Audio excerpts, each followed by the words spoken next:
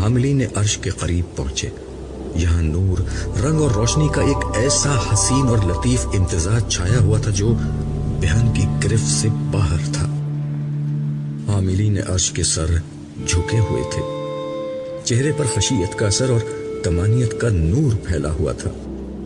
جبریل امین نے بتایا، پروردگار کی بارگاہ کا ہر حکم انہی فرشتوں کی وساطت سے نیچے جاتا اور نیچے والوں کا ہر فعل انہی کے ذریعے سے عالم کے پروردگار کے حضور پیش کیا جاتا ہے۔